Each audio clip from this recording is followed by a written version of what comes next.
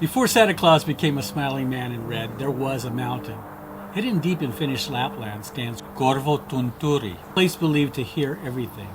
Long before Christmas was commercialized, this mountain was said to listen for misbehavior, judgment, and wrongdoing across the world. This wasn't a land of toys and cheer, it was a place of consequences. If you're tired of syrupy holiday specials and mall Santas with suspiciously sticky beards, grab your hunting rifle and tighten your winter coat. Today we're venturing deep into the frozen heart of Finnish Lapland to uncover the greatest anti-Christmas classic of the modern era, Rare Exports, A Christmas Tale. Now, this isn't a story about giving, it's a story about surviving and what really wakes within when ancient folklore is disturbed. Hi, I'm Rob, sci-fi, horror, action-adventure, prop culture, all things geek. Welcome to A Constantly Racing Mind.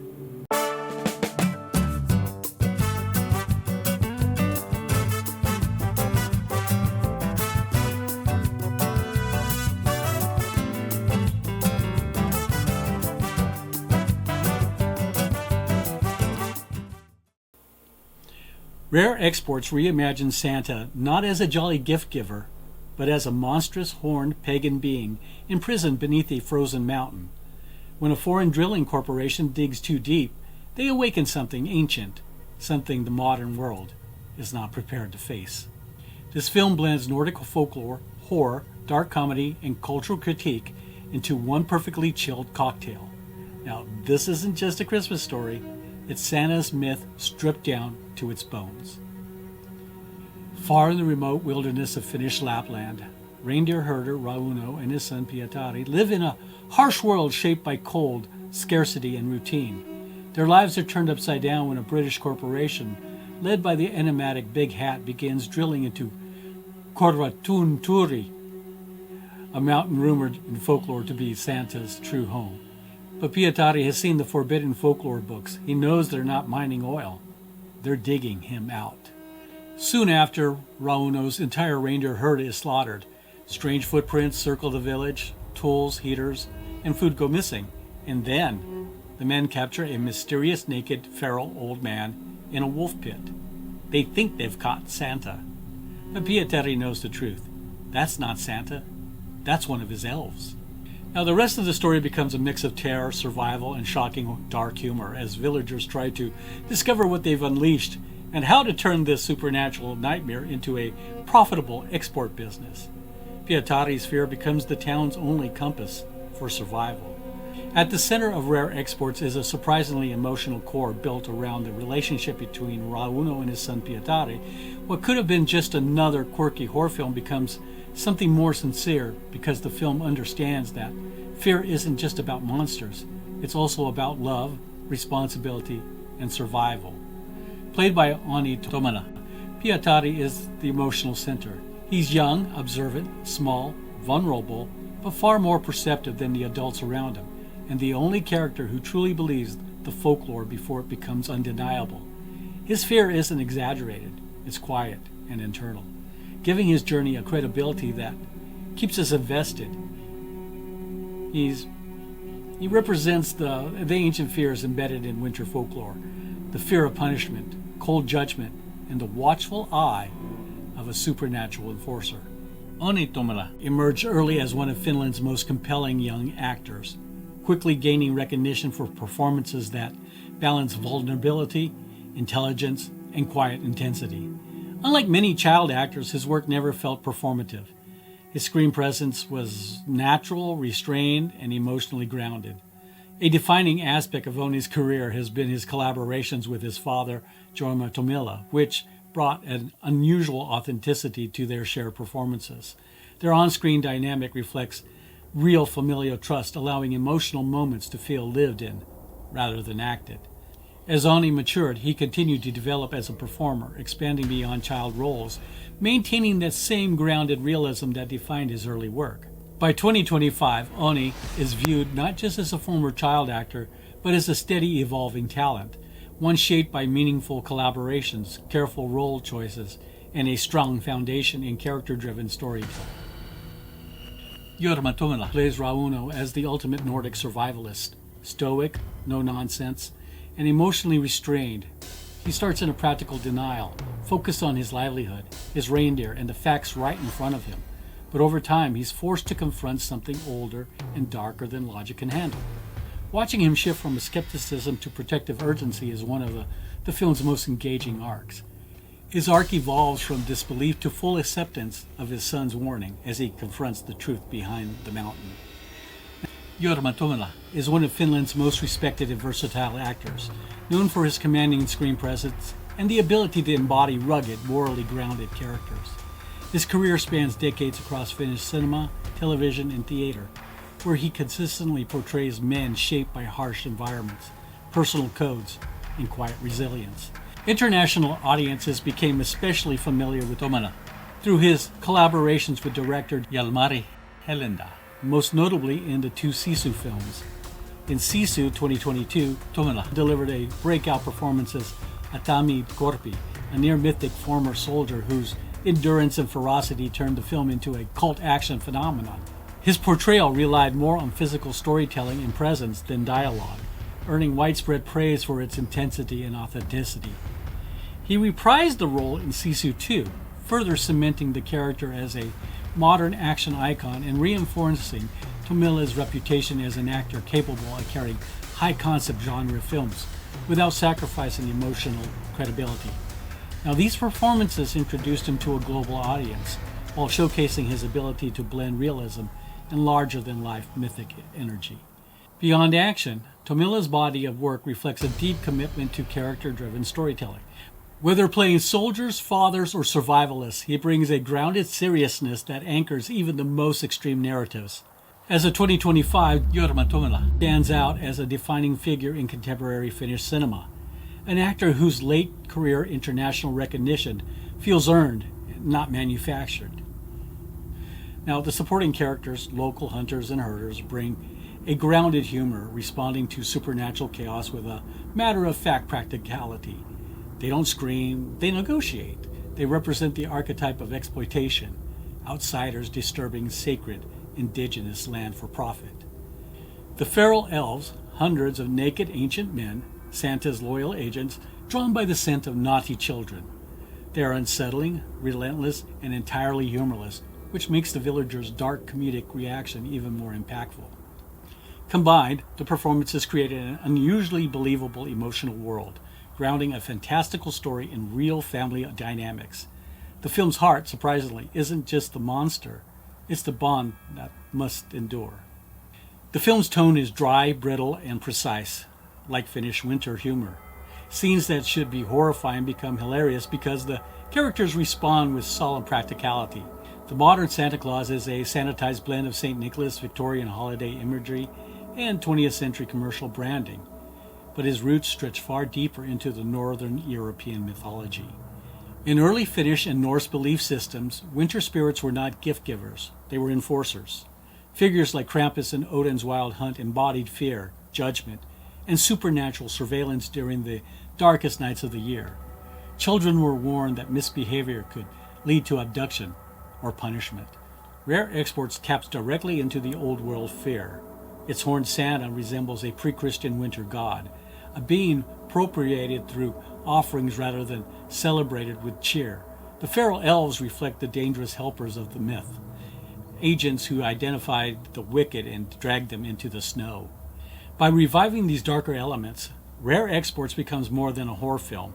It reconnects us with the ancient worldview where winter was deadly, the wilderness was sacred, and myth served as both warning and cultural memory.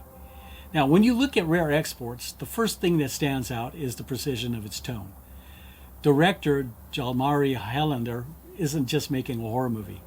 He's walking a tightrope between genuine fear and dark absurdity. What's remarkable is how carefully he balances those moments. One minute you're unnerved, and the next you're quietly laughing at the dry Nordic humor that cuts through the danger. Instead of relying on jump scares or obvious horror cues, Helander builds atmosphere like Arctic frost, slowly, steady, and with a stillness that actually becomes unsettling. The quiet landscapes, the crunch of snow, and the absence of civilization all work together to create a sense of isolation so complete that the wilderness itself feels predatory. Visually, cinematographer Mika Orasma uses a snowscape like an enormous blank canvas. Whites, deep blues, and occasional splashes of red turn the screen into a mythic space. The wilderness isn't just a setting, it's a character. Beautiful, silent, and completely indifferent. The result is a film where the environment shapes the story as much as any actor. Ultimately, Helander's direction creates a world that feels both mythic and grounded, like a folktale with modern realism. The horror isn't loud, it's ancient, patient, and just waiting beneath the eyes. Makes Santa terrifying again. The musical score of Rare Exports is one of the film's most quietly powerful elements. Composed by Juri and Miska Sipa, the music doesn't behave like a traditional Christmas soundtrack, and it doesn't follow the formulas of mainstream horror either. Instead, it blends atmospheric tension with a sense of ancient folklore, creating a sonic world that feels as old and as cold as Lapland itself. Rather than overwhelming the film with heavy orchestration, the score relies on subtle, organic textures.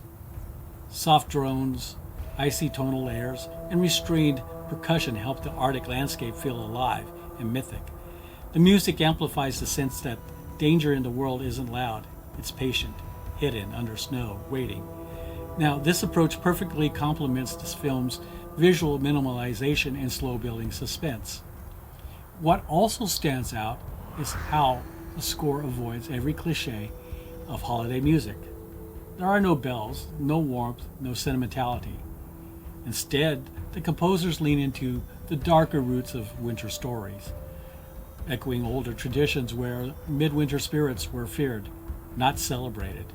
When the elves emerge, or when the true Santa is revealed beneath the ice, the music deepens the sense of encountering something ancient, rather than something festive. Finally, the score supports the emotional core of the film. Beneath the horror, Rare Exports is a story about a father and a son facing a world far bigger and more dangerous than they expected. The music subtly shifts to reflect their bond, offering hints of hope and resilience without losing the overall mood of distant danger. It's a quiet, disciplined score, but it's exactly what the film needs to blend folklore, fear, and family into a cohesive world.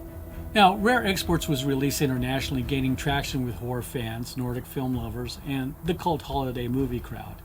The film was produced for roughly €1.8 million, a modest sum considering the remote filming conditions, extreme weather, cast size, and mythology-driven set pieces. Now, what makes the budget remarkable is how efficiently the filmmakers used every euro. Here's how they maximized the value. The film is effective in how much it accomplished with relatively small budget. With a roughly 1.8 million, the film is a standout example of efficient Nordic filmmaking, where atmosphere and environment do more work than spectacle. Instead of relying on expensive digital effects, the director chose to shoot on location in remote Lapland, Finland. The vast snowfields, frozen forests, and harsh Arctic conditions provide enormous cinematic scale at virtually no additional cost. The environment itself becomes a production asset, adding realism, isolation, and tension that would be difficult and expensive to recreate artificially. The film also favors practical effects over CGI. The massive Santa horns buried in the ice were physically constructed, and the feral elves were portrayed by real actors rather than digital creation. Now, this approach not only kept costs down, but also made the horror feel grounded and tangible. A small, experienced Nordic crew further helped maintain efficiency. These teams are accustomed to extreme cold, limited daylight, and remote logistics, which reduced delays and budget overruns.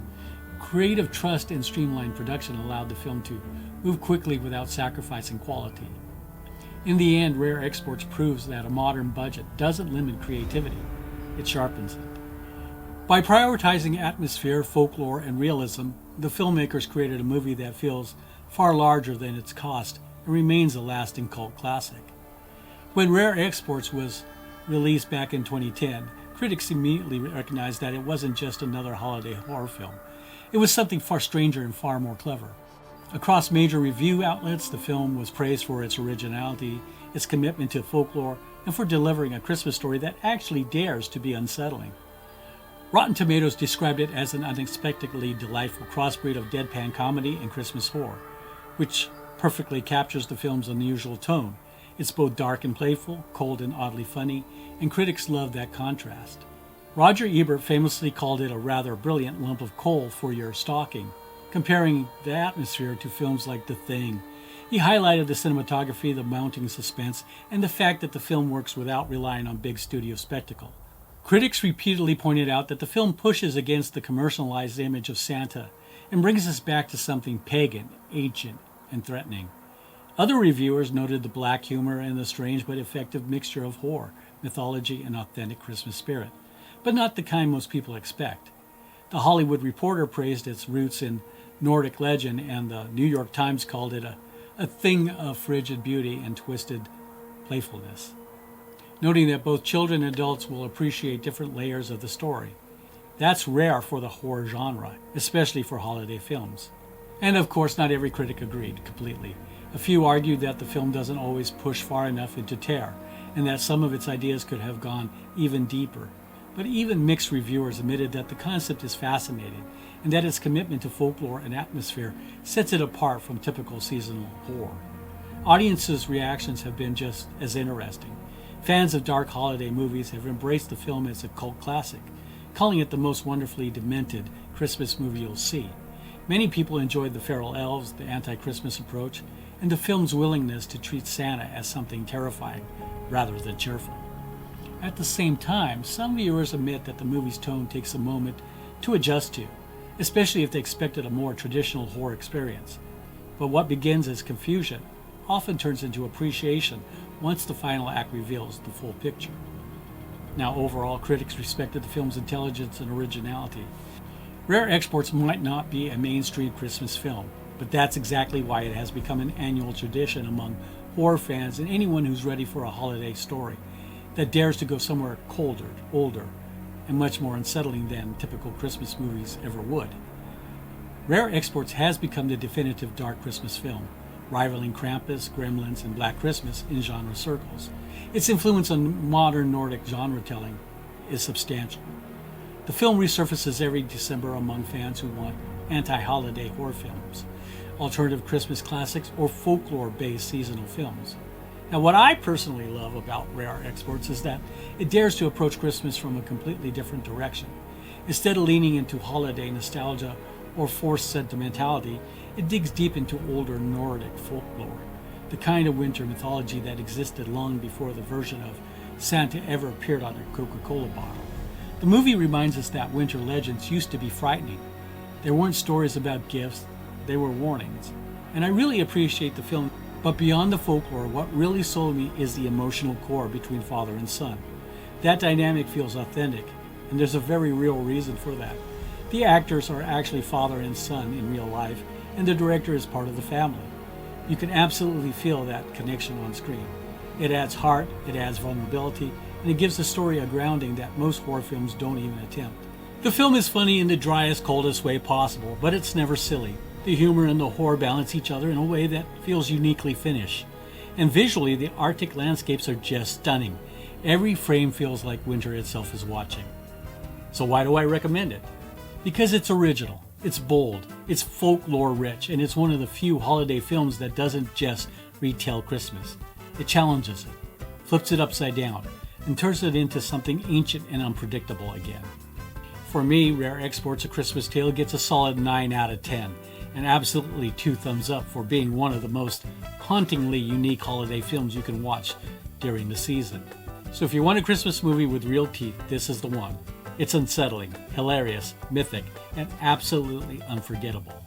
And if you want more deep dives into folklore, monster design, and indie world cinema, let me know in the comments below.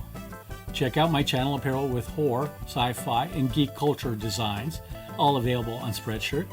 And if this breakdown fed your geek soul, hit subscribe and join the racing mind. Also, comment below, what's your favorite dark Christmas movie? Should I cover The Ritual or Troll Hunter? Let me know what movie or prop you would like to see. And have you checked out my Krampus cursed ornament from the 2014 Krampus film?